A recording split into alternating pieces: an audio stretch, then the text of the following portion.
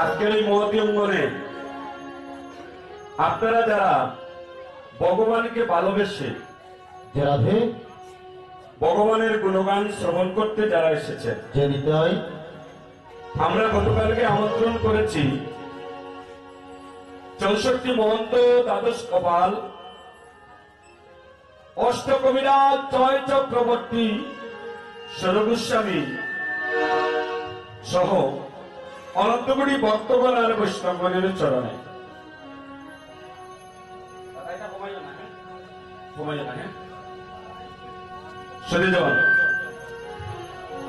উপনীত আজকের এই মহতী অঙ্গনে কথাগুলো শুনুন, ভালো লাগবে।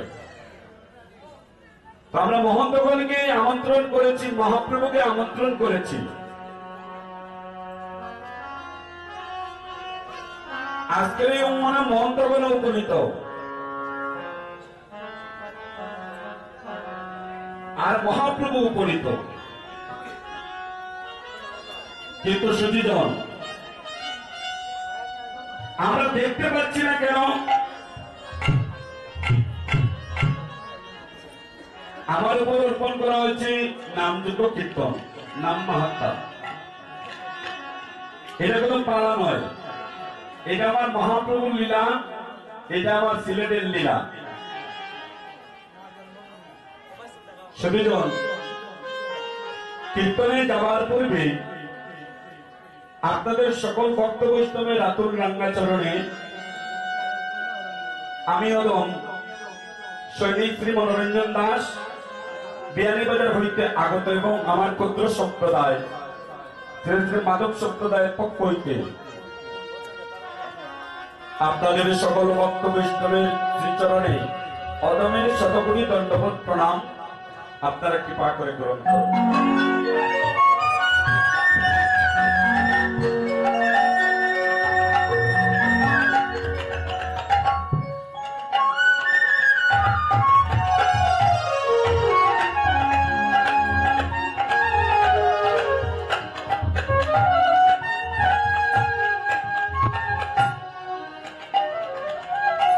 আমরা কিছু সময় সবাই মিলে কীর্তন করব, তার পূর্বে আমাদের জানতে হবে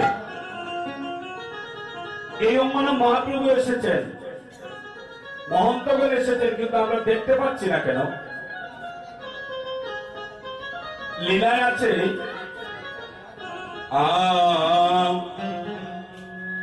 আজ অবতীর্ণ লীলা করে গৌর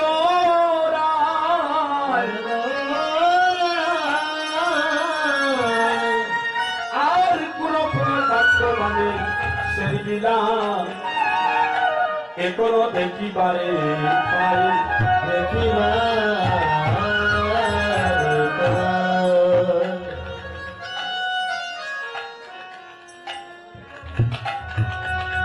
কোন ভক্তের উত্তরে ভগবান বসে আছেন।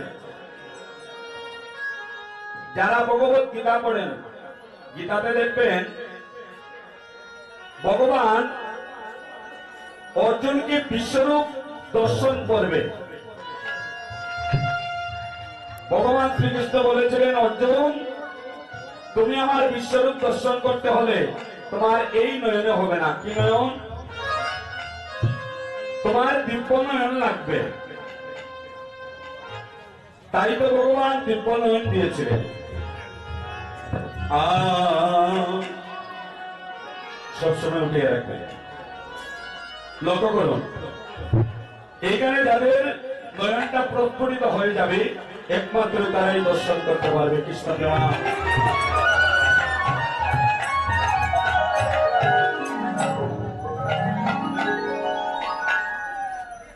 সেদিন আমরা ভক্ত সঙ্গ করব কেন, আর ভগবানের গুণগান শ্রবণ করব বা কেন? এটার উপকারিতা কি প্রথমে জেনে আমরা কীর্তনে চলে যাব। আপনাদের সবার বাড়িতে আয়না আছে নি? আয়না আছে?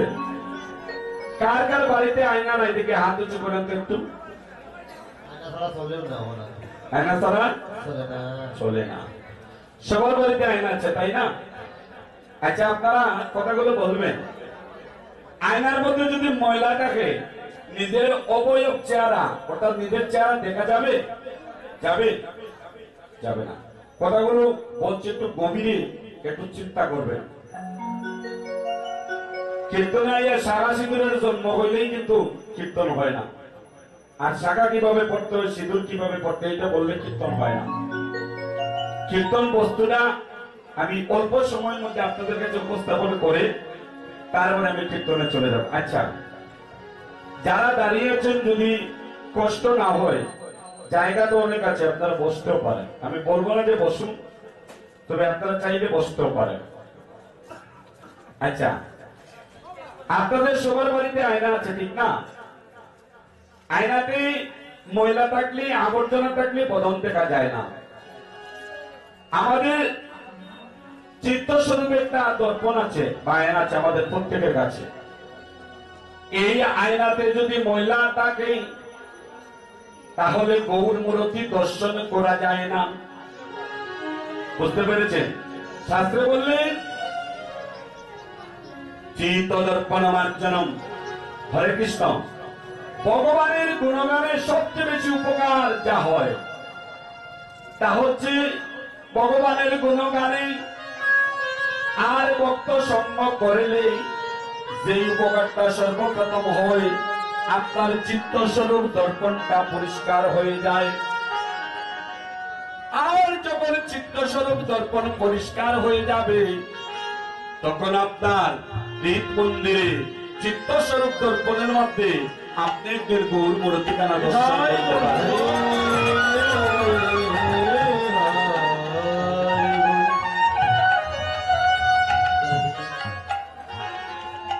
এটা হচ্ছে ভক্ত সঙ্গ করার আর ভগবানের গুণগান শ্রবণ করলে যে উপকারিতা হয় এইটা। আর চৈতন্য চরিতামৃতের কবিরাজ গোস্বামী কি বললেন? কি বললেন? ইচ্ছায় অনিচ্ছায়, বুঝে না বুঝে যদি ভগবানের গুণগান কেউ শ্রবণ করে তাহলে তার পারমাত্মিক সংগ্রহ হয় আর তার ভজনের মধ্যে, ভজনের খাতার মধ্যে লিপিবদ্ধ করা হয়।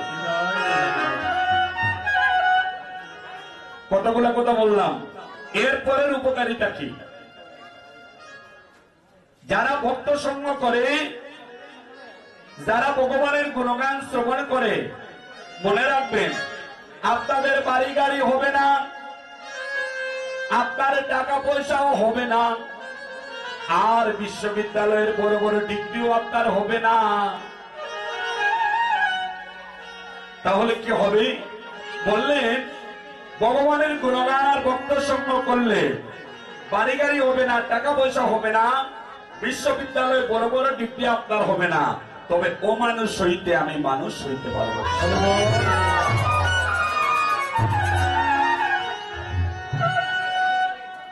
আচ্ছা, আপনারা বলুন, মনরে দল কামাই করি, মাটির একটা কলসি 8 টাকা পয়সাও নাই রে তার, সঙ্গের সঙ্গে নলের গার পাটি দিয়ে শ্মশানের বিচারা তোমার মনরে ভরসা করো কার। এখানে আপনারা যারা উপনীত হয়েছেন বলুন, আপনাদের পূর্বপুরুষ যারা গত হয়েছেন কেউ কি একটা বিল্ডিং নিয়ে বাড়িতে গেছে? মানে মরার সময় কি একটা বিল্ডিং নিয়ে যেতে পারছে? পারে নাই। টাকা পয়সা নিয়ে যেতে পেরেছে? পারছে? পারে নাই।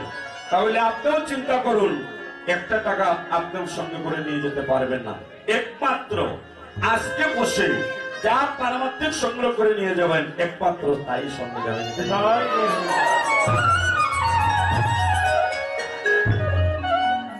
কারণ শুনেছেন তো, হরিবল, যে বিয়ে হলে পরে কেউ আর